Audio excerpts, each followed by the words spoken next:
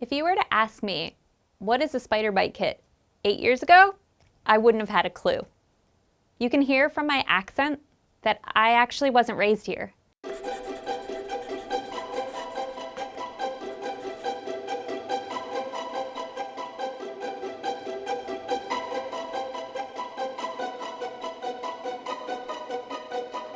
I arrived in Australia in May 2016, or the year of winters as I like to call it, with just my partner and a few suitcases.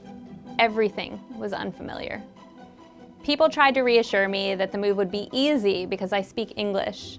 Soon after arriving, I realized just how uncertain the world could be. I didn't know what a spider bite kit was. I kept turning on the windscreen wipers instead of the turn signal. People kept talking about long blacks in the Arvo and a bushfire season. I was lost, to say the least. While some days felt daunting, I loved the opportunities to be able to be curious. I was open and vulnerable when feeling confused in conversations, and I asked lots of questions. In fact, I actually said to a close friend recently how much I missed those days of realizing nearly every day that I was learning something new.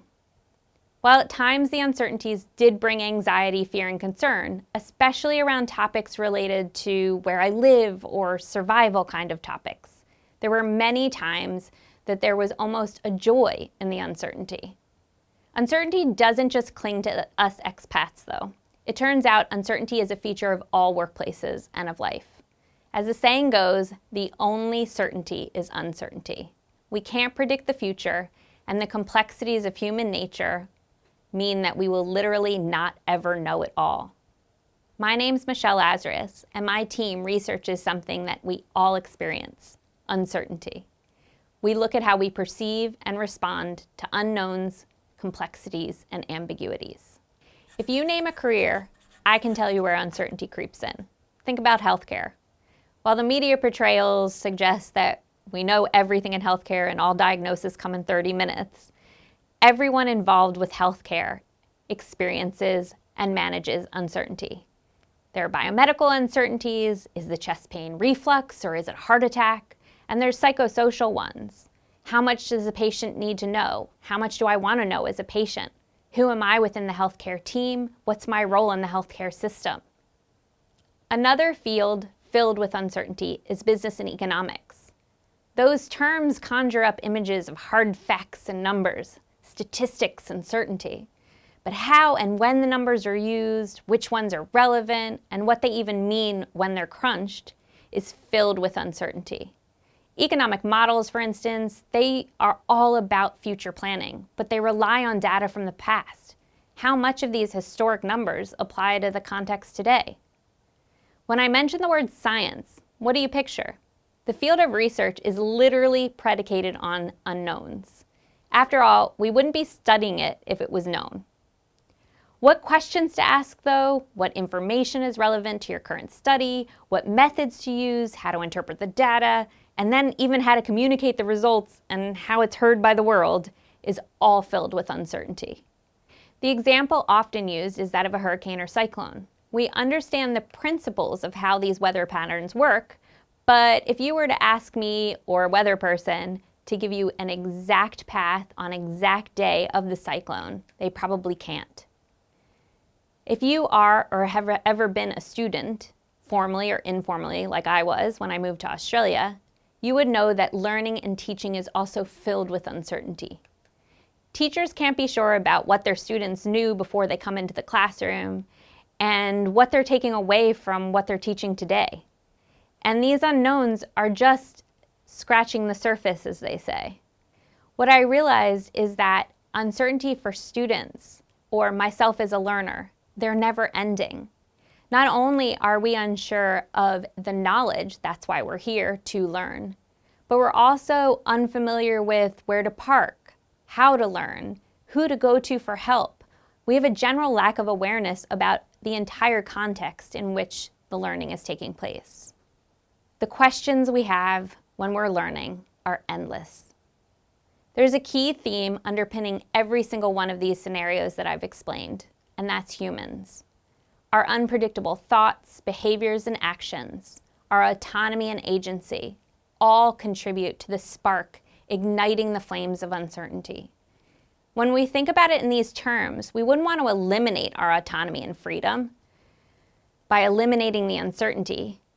We want to instead see the uncertainty, acknowledge the uncertainty, and then adaptively and effectively manage it. This is known as our uncertainty tolerance, and we can see that it becomes a critical skill in the workplace and in life. Think of the start of the global pandemic. How did you respond? Curious, confident, appropriate grocery shopping, acknowledgement, ambivalence, continuing with normal activities, or anxious, vulnerable, and panic buying toilet paper? This question illustrates the current conceptual model of uncertainty tolerance. Importantly, your answer isn't a value judgment. There isn't a right or wrong here, and your answer likely changed depending on your unique circumstances.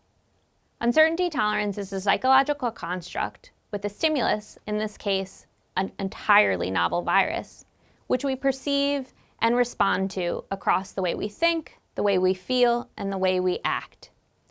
There are factors that are termed moderators, which can influence how we perceive or respond to this uncertainty. In my case, when it came to COVID, I had family overseas who were vulnerable in a country where the pandemic was raging. This caused me to feel a little less tolerant of the uncertainty.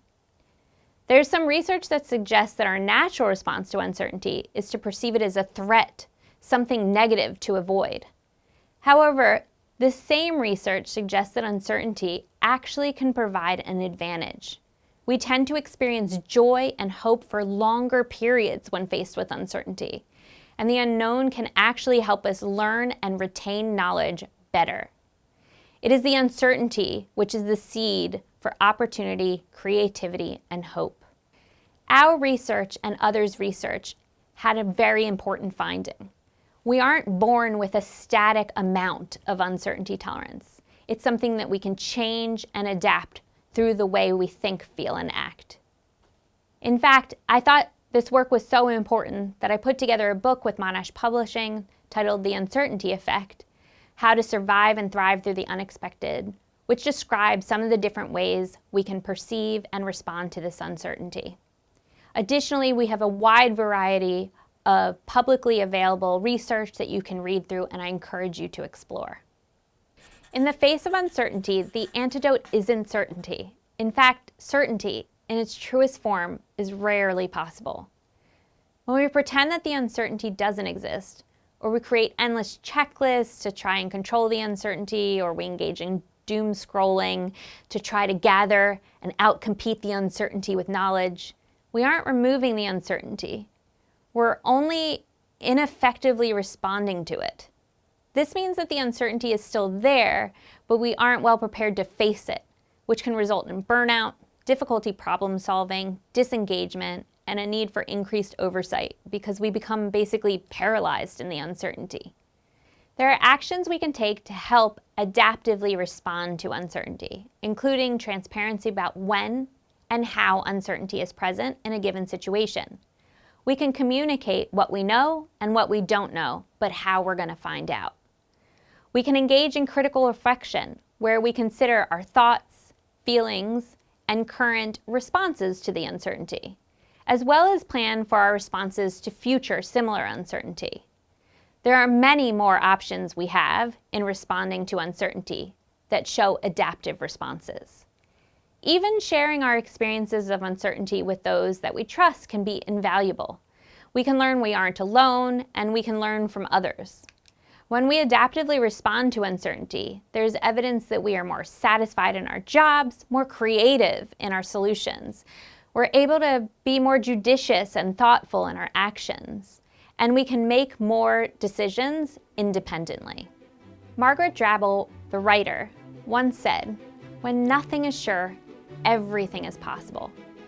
By drawing on our uncertainty tolerance, by adaptively responding to and seeing the uncertainty instead of fearing and hiding from it, we're able to see all of these possibilities.